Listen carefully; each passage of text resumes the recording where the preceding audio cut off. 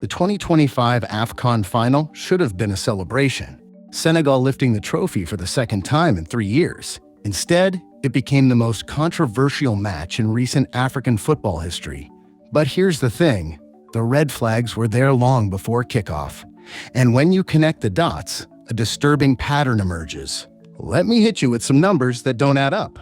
From 2022 to 2026, one country has been awarded hosting rights for 4 out of 5 major African tournaments. That country, Morocco. Women's AFCON 2022, Men's AFCON 2025, Women's AFCON 2024, and 2026. All Morocco. Now you might be thinking, maybe they just have the best infrastructure. Fair point. But here's where it gets weird. Guinea was supposed to host the 2025 tournament. They had been awarded the rights years in advance, following a cascading effect from previous hosting changes. Then in September 2022, KF suddenly stripped Guinea of those rights and handed them to Morocco. No explanation. No rescheduling for Guinea. Just gone. And this is just the beginning of the rabbit hole. Here's something fascinating. Morocco's women's team had never, and I mean never, reached an AFCON final before 2022. Then what happens? They host the tournament and suddenly make the final. Then they host again in 2024 and make the final again. 2 tournaments, 2 finals, both at home. The men's team hasn't won AFCON since 1976. That's nearly 50 years of drought. But in 2025, hosting at home, they blazed through to the final with a level of performance that had everyone buzzing. Coincidence? Home advantage? Or something more? Because when you look at what happened in the matches themselves, things get really interesting. Round of 16, Morocco versus Tanzania. Tanzania gets denied what looks like a clear penalty. Social media starts murmuring. Quarterfinal, Morocco versus Cameroon. 2 major penalty shouts for Cameroon.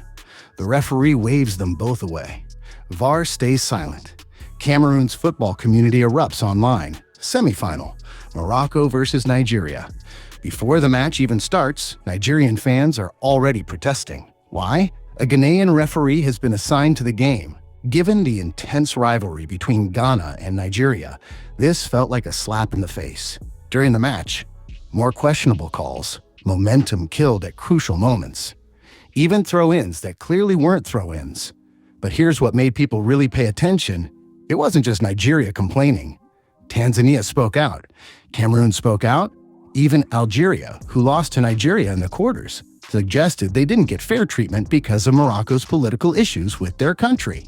Multiple nations, multiple matches, one consistent pattern. By the time Senegal reached the final, they knew exactly what they were walking into, and they came prepared. Before the match, Senegal filed official complaints with CAF, not just casual grumbles, formal, documented complaints. Complaint number 1, their training ground was positioned right across from Morocco's facility. Their sessions could be easily watched and analyzed. Complaint number 2, ticket allocation. In a 70,000 capacity stadium, Senegal received fewer than 3,000 tickets. If you watched the final, you saw the result. The stadium was a sea of Moroccan fans.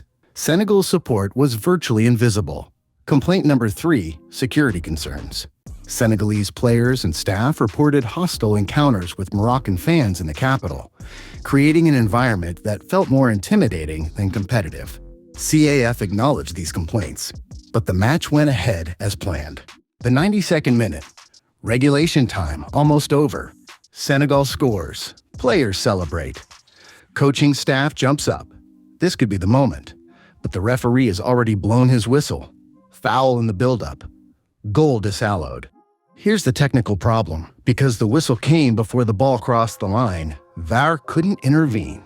Modern refereeing guidelines specifically tell officials to delay the whistle in these situations for exactly this reason.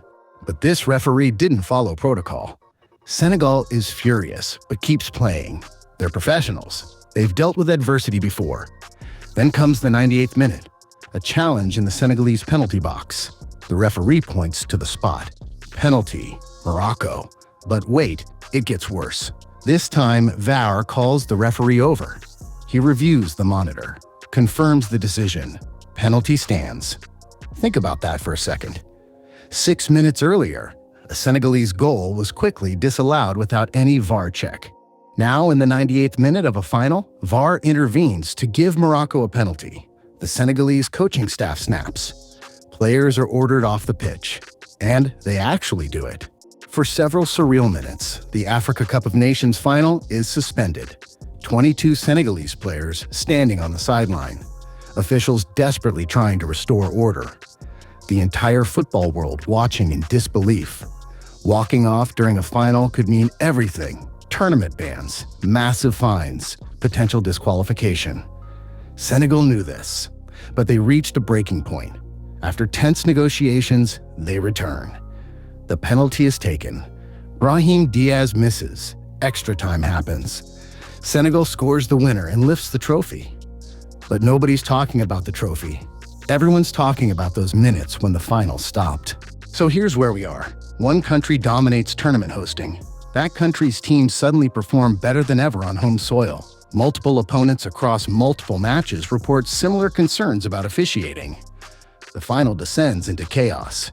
Is this proof of corruption? Not necessarily. Could every decision be explained individually? Sure. Referees make mistakes. Home advantage is real. But when you step back and look at the entire picture, when you see nations that normally disagree all saying the same thing, when you watch a team walk off during a final because they feel that wronged, it makes you wonder. The CAF Awards haven't been held outside Morocco since 2019. Morocco has received 4 out of 5 tournament hosting rights. The pattern is undeniable. What do you think is really happening here? Is African football being influenced by politics and money? Or is this just confirmation bias, where we see patterns because we want to? Drop your honest thoughts in the comments. And if you think more people need to see this story, smash that like button and subscribe.